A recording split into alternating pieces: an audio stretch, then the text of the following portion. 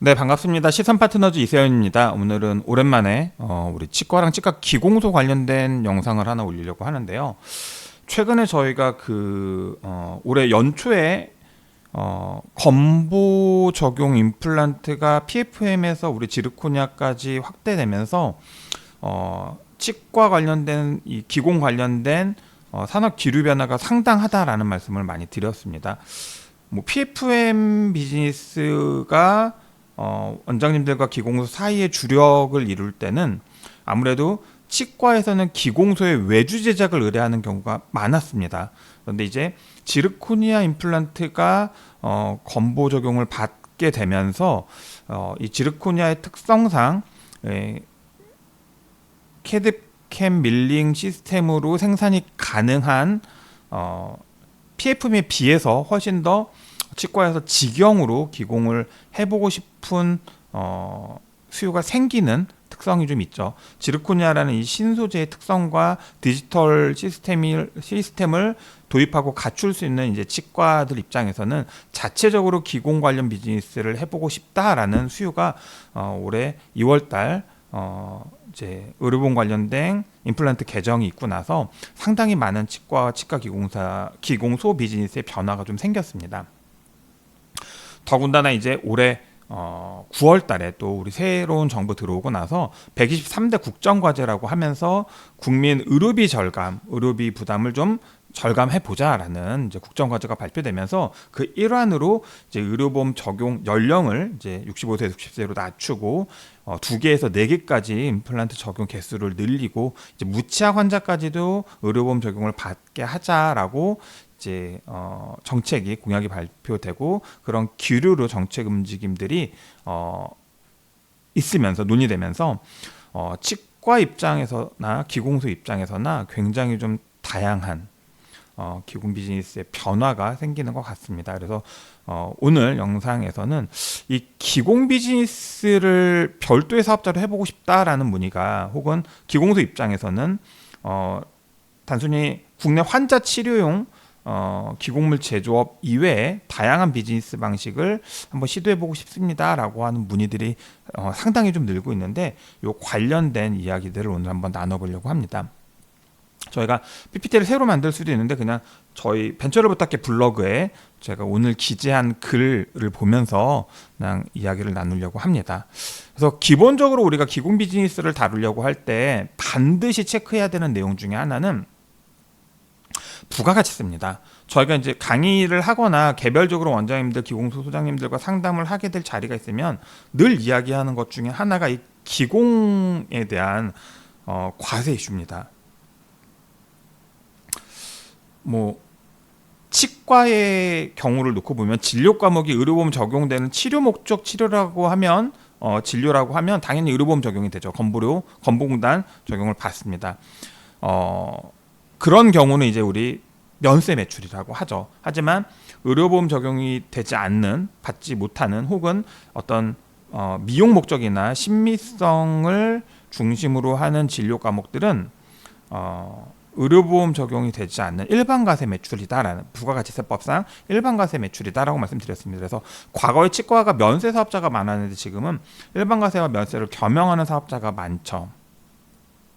치과 기공소도 같은 맥락에서 사고해 주셔야 됩니다.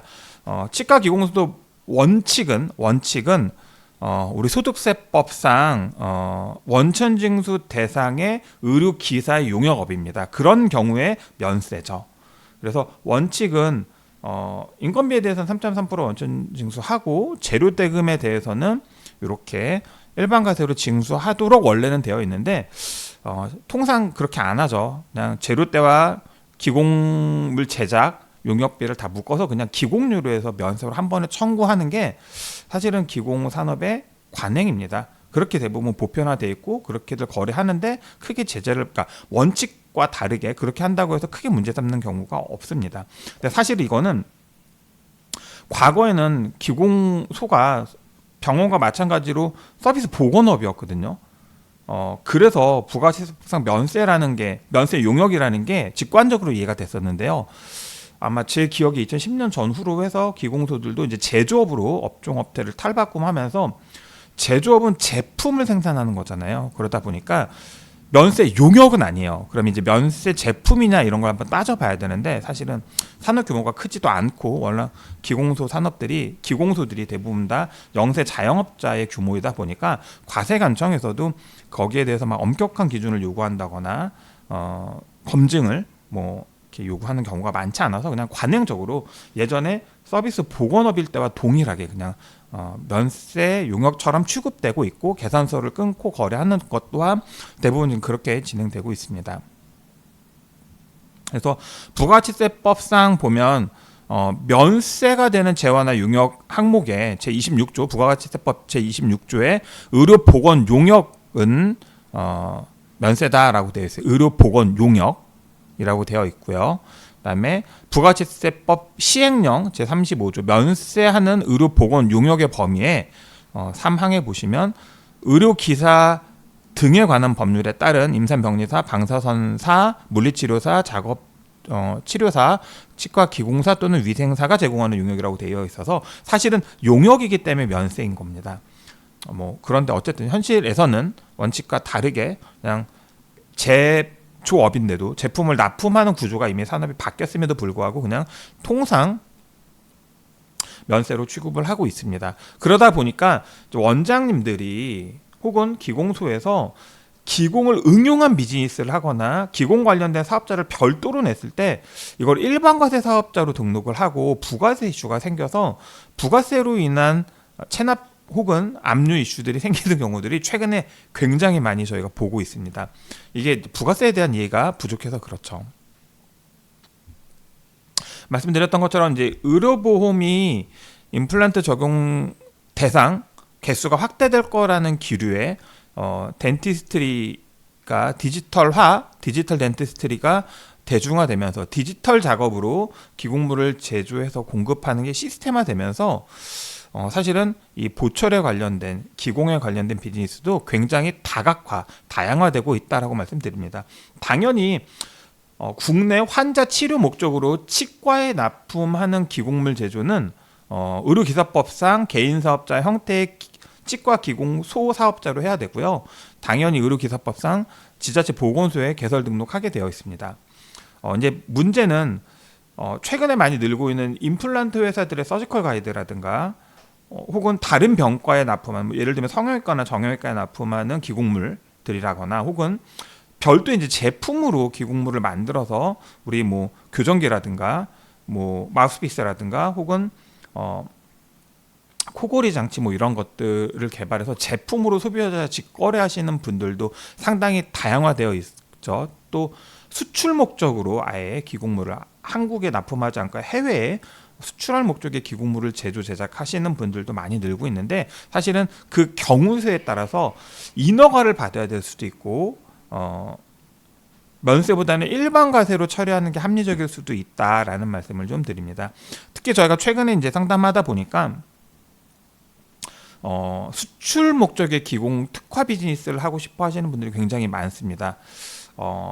예를 들면 이런 거죠. 의료기사법상 기공소는 특정 시설과 장비를 갖춰서 개설 심사를 받고 보건소에 개설 등록이 되는 구조인데 비해서 예를 들면 이제 해외 수출용 목적의 기공물 제작하는 제조법인을 만든다거나 임플란트 회사의 서지컬 가이드를 제작할 목적의 기공법인을 만든다라고 하면 이거는 이제 기공소 비즈니스는 아니거든요. 기공물을 만든다라는 기준은 동일한데 의료기사법을 기준으로 놓고 보면 기공소에서 소화할 수 없는 일들이다 보니까 이 별도 법인을 만드셔야 되는데 그럼 이 별도 법인이 면세가 유리하냐 일반과세가 유리하냐 이런 고민들이 좀 필요하다라는 말씀을 드리고요. 일반 거래 같은 경우에는 대부분 기공의 특성상 병원 혹은 면세 사업자들과의 거래가 많기 때문에 면세가 유리할 수 있지만 수출 목적이다라고 하면 아무래도 일반 과세 사업자로 사업자 등록을 하셔서 부가세를 신고하시고 영세율 적용을 받아서 부가세를 환급받는 전략이 필요하다라는 말씀을 드립니다. 그래서 부가세 신고를 하지 않는 면세 사업자는 영세율을 적용받아도 부가세 환급 신청을 할 수 없기 때문에 수출 목적이다라고 하면 영세율이 적용되기 때문에 일반 과세 사업자로 사업자 등록을 하는 게 합리적이다라는 말씀을 드립니다. 결국은 기공을 제품으로 취급할 것이냐 디자인 용역으로 취급할 것이냐 혹은 유통을 위한 플랫폼 서비스로 제공할 것이냐에 따라서 부가세 이슈부터 인허가 이슈가 다 다양할 수 있다라는 고민을 좀 하실 필요가 있습니다. 그리고 필요하다라고 하면 전문가들의 상담을 좀 통해서 내 비즈니스가 어느 카테고리로 들어가서 면세 혹은 일반과세로 구분하는 게 합리적인지 면밀히 검토하실 필요가 좀 있다라는 말씀을 좀 드립니다. 그래서 저희가 기공 관련된 사업자 등록 문의 상담 이런 걸 하다 보면 기공소 법인으로 되나요 안 되나요 이렇게 묻는 분들이 많은데요. 항상 저희가 말씀드리지만 의료기사법상 치과기공소는 치과의사와 기공사만 개설할 수 있기 때문에 기공소 사업을 법인으로 한다 혹은 기공소를 법인 전환한다는 로직은 의료기사법상은 맞지 않습니다. 다만 현실에서는 법인 기공소 사업자가 상당히 많이 나오고 있고요. 이미 많이 등록된 사업자들이 활동을 하고 있습니다. 그 면면을 저희가 다 확인하고 체크할 수는 없지만 어쨌든 세무서에서 기공 법인 사업자들을 등록하고 내주니까 등록하겠죠. 내놓고 활용하시는 분들이 많은데요. 내가 가지고 있는 기공 관련된 비즈니스의 계획 전략에 따라서 효율이 천차만별일 수 있기 때문에 단순히 기공소가 법인이 되냐 안 되냐 이 논리를 떠나서 우리가 앞으로 시행하려고 하는 사업의 내용이 예를 들면 나는 해외 VC들의 투자를 좀 받고 싶습니다. 뭐 국내 VC나 기관 해외 VC들의 투자를 받고 싶습니다라고 하시면 투자를 받기 위해서는 법인이어야 되는데 이 법인으로 영업할 수 있는 법인이 영유할 수 있는 사업의 범위가 어디까지인지 이런 것들을 좀 고민할 필요가 있고요. 사업자 하나를 내서 이걸 다 하려고 하실 필요도 사실은 없습니다. 저희가 기공소 관련된 비즈니스 혹은 기공 관련된 비즈니스를 체계적으로 성장시키는 분들 보면은 사업자가 2개, 3개인 경우가 흔하고요. 그게 잘못된 전략이 아닙니다. 수출 목적의 기공 법인, 내수 목적의 기공 사업자, 그리고 기공 관련된 재료나 플랫폼 비즈니스 법인을 새로 내는 게 굳이 하나에 다 모는 것보다는 훨씬 합리적일 수 있기 때문에 그렇게 하시는 분들이 많다라는 말씀을 좀 드리고요. 그래서 단순히 기공소가 법인이 되냐 안 되냐를 떠나서 기공 사업으로 내가 뭘 하려고 한다. 그리고 그 사업을 하기 위해서는 어떤 경영 전략, 재무 전략, 영업 전략이 필요하다. 이런 것들을 다 포함시켜서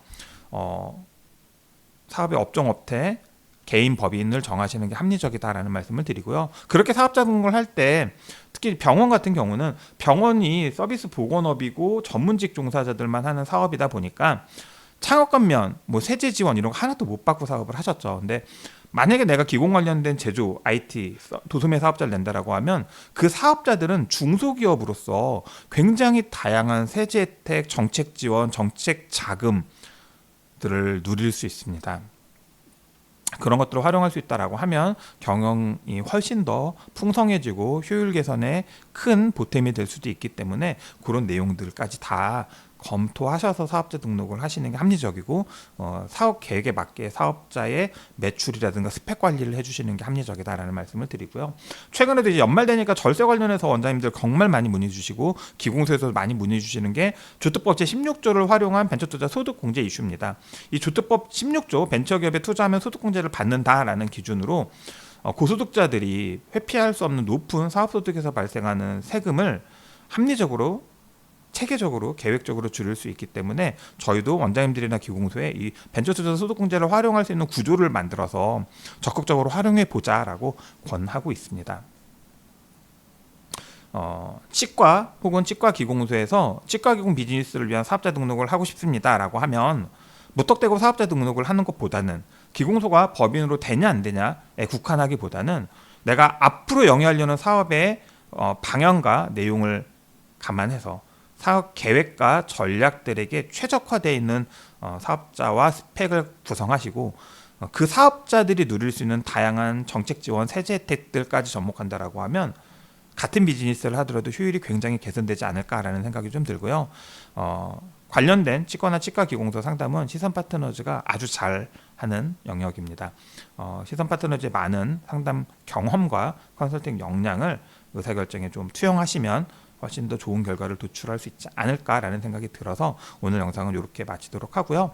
저희가 벤처를 부탁해라는 저희 블로그에 관련된 다양한 글과 정보들을 담고 있고요. 행사 공지도 많이 하고 있으니까요. 관심 있는 분들은 블로그도 많이 구독 부탁드리겠습니다. 오늘 영상 여기서 마치도록 할게요. 감사합니다.